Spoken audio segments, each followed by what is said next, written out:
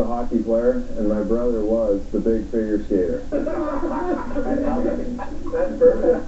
I'm coming up tonight on, what is it called? Game On?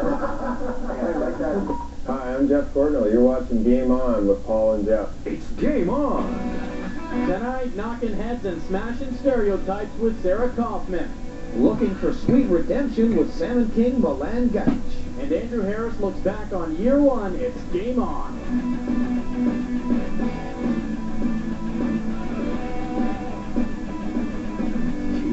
Is brought to you by Jenner Chevrolet Buick GMC. Here for you and in your community on the Old Island Highway.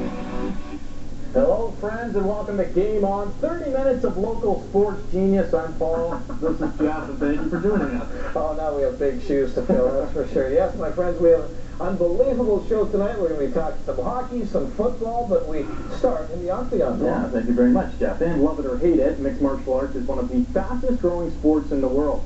And Vancouver Island is a bit of an MMA mecca, but what you may not know is that one of the best female fighters in the world works and trains right here in Victoria.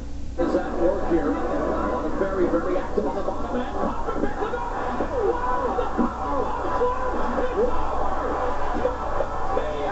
Victoria's Sarah Kaufman isn't your typical fighter. Yes, she's female, but she's also not a fighter by trade. Since the age of 2, all she wanted to be was a dancer, but decided to give MMA a try at 17. It was something that was just a good outlet for me, you know. I wouldn't say I was a stressed out person, but, you know, I was just very quiet and very shy, and it was a great facility and a great outlet. And as it turned out, she was really good. Working out 6 days a week at Zuma Fitness, Kaufman caught the eye of Adam Zuchek, who knew immediately she had something special. She never stops wanting to improve. She's very humble about her skills, so she's always kind of forging ahead, making herself better. She's actually learned the game as well. So she's not just learning how to be good as an athlete, she's learning how to pick apart fights and see how people fight. She didn't scrap what she could be into. Now look. From there, Kaufman and Zuchek joined forces, and that all-or-nothing approach helped the 25-year-old become the female welterweight champion of the world. We have a new bantamweight female champion, the undefeated Canadian Sarah Kaufman.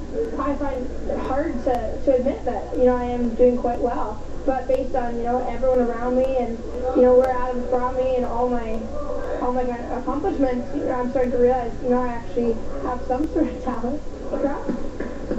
And that talent doesn't end in the octagon. With female opponents tough to come by, Kaufman has become a full-time trainer at Zuma, pushing others like Adam pushed her. Training with a guy is not like training with a girl. And if you're going to compete against girls, then you should be able to train with them as well, because they do move a lot differently than guys, and really convenient having the best in the world at your gym. I've always enjoyed breaking things down, and even when I was a kid in school, you know, when I was good at math, I ended up tutoring math. In dance, I was good at dance. I ended up helping out in dance classes. I don't know if I have an affinity to it, but I really enjoy helping people.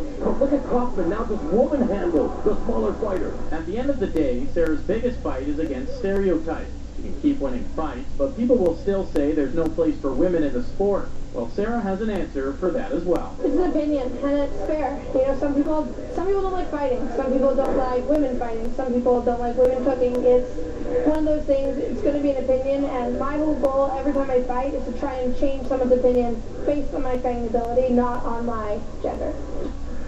Thank you, Paul. To hockey, and the Victoria Salmon Kings are back here on the island after a couple weeks on the road. Mark Morrison's men had been riding a 6-game losing skid into this past weekend, but they turned things around with 3 straight wins in a row.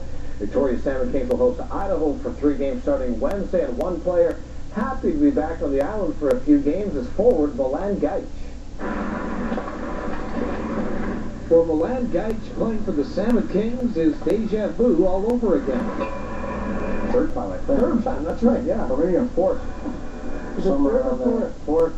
Yes, this is the 4th go-round for Gaich with the Salmon Kings, and he keeps coming back because this is where he wants to play. I love it here. Yeah, I love the people here and the organization, all the front office guy people, and Mo and waiter, and you know, it's just somewhere I'm comfortable with. And the team is comfortable having Gaich around. He's not only a great guy in the locker room, he's a great playoff performer, something the team has lacked.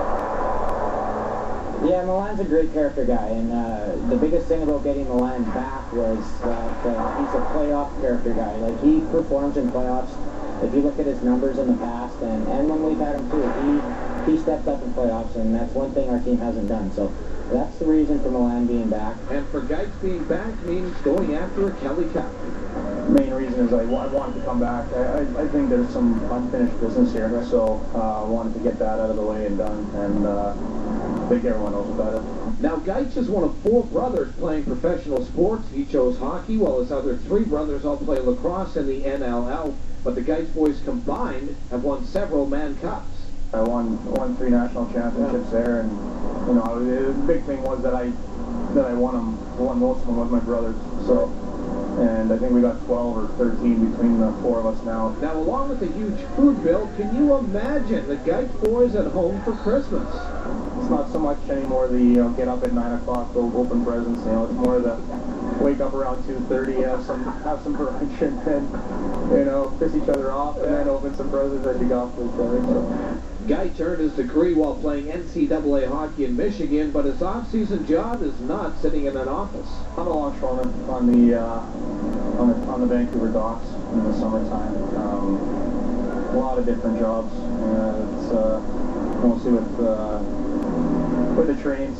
I do a lot of switchmen and forklifts and heavy-duty forklifts and stuff like that. Milan Geitz, the soft-spoken man with the soft hands, hoping for big things in his 4th go-round with the Salmon Kings. Salmon Kings Report is brought to you by Sopranos Bar and Grill, with fans gathered before and after the game.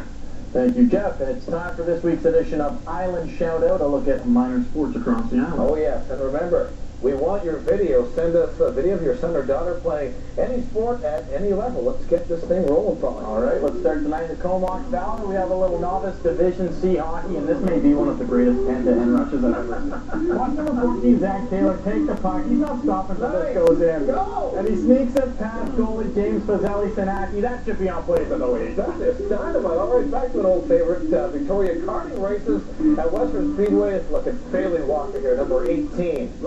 Check this out. The in-car camera, we spare no expense getting you up close and personal here on Game 1. Wow, let's go some junior varsity football. Mount Doug hosting Centennial. They may be little, but these boys hit hard. Sasha Shervin taking the quarterback out. Yes, and Mount Doug gets it done on the score sheet, Paul. It's number 32 in your program, MJ Davis. MJ in for the touchdown, and Mount Doug off to the provincial semifinals later this week. That's right. Remember, if you want to see your son or daughter on Island Shoutout, make sure to send us your home video. Yes, and a couple ways you can do that. You can email us at CHEK6 or call us, please, at 480-3700. Coming up on Game On, we take a look back at year 1 in the CFL with former Vancouver Island Raiders All-Star Andrew Harris. Yes, Polly, and a quick chip with rolling great and Olympian John Wallace. More Game On right after this. Stay with us. Nobody likes to cover up. With Precision Marble Bath and Shower, we don't cover up. We refit your bath.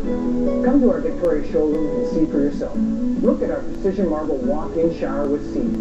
Replaces your 5-foot tub. HST included, $5,600 for everything. Custom manufactured right here in Victoria. That's what makes it affordable, and that's how we can offer a lifetime guarantee.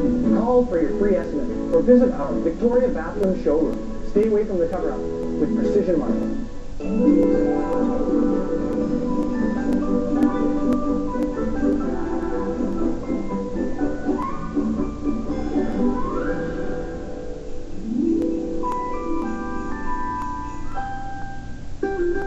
Dinner. This www.cookwithcampbells.ca/chicken broccoli divine is my favorite.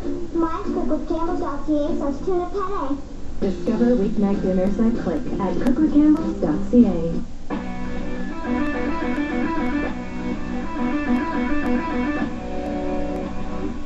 And welcome back to Game On, and we've talked MMA, we've talked a little bit of hockey. Let's keep things rolling here, Paul. A little bit of football. That's right, yeah, thank you very much, Jeff. And after making his name in junior football with the Vancouver Island Raiders, Andrew Harris had his first shot at professional pigskin this season with the BC Lions, and while it was a disappointing year for the team, it's been a year of personal success for Harris.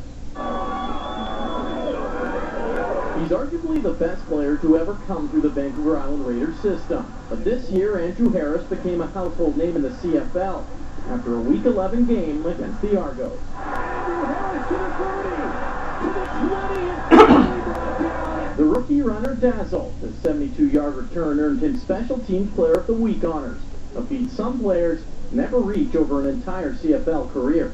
I didn't really know what opportunities I was going to get, and just the fact that I came from junior and in my first year here, and I did some things that were pretty good. I got substitute player of the week that one week, and almost had 700 yards over in return yards. So I'm excited about that. But Harris is still very raw. He's already locked in for another year with the Leos, but he's open to whatever coach wants to throw at him. I'm going to go talk to Wally, sit down, and see what he wants to do with me, and whether it's a running back, receiver, or whatever it is, right? I just got to come back with it and know my role and just fit in and contribute as best I can. Like so many players on special teams, Harris is another running back / receiver waiting for his big chance on offense.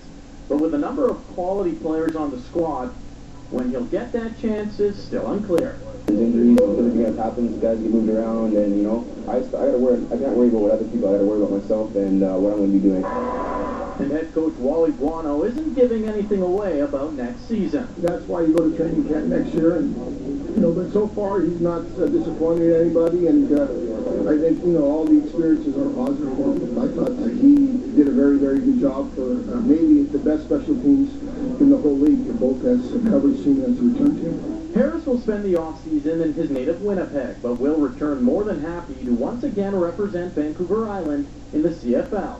The Island can treat me well, and still with the Raiders. So it's just thanks for everything, guys, and just keep watching, and hopefully we can do better for you guys next year. But Harris has left his mark on the BCFC, and all eyes will be on him once again as he looks to parlay those talents to the CFL. Well, it is time for this week's edition of Quick Shift, a fast-paced question-answer segment with local sports figures. And this week, Mike Walker caught up with Olympic rowing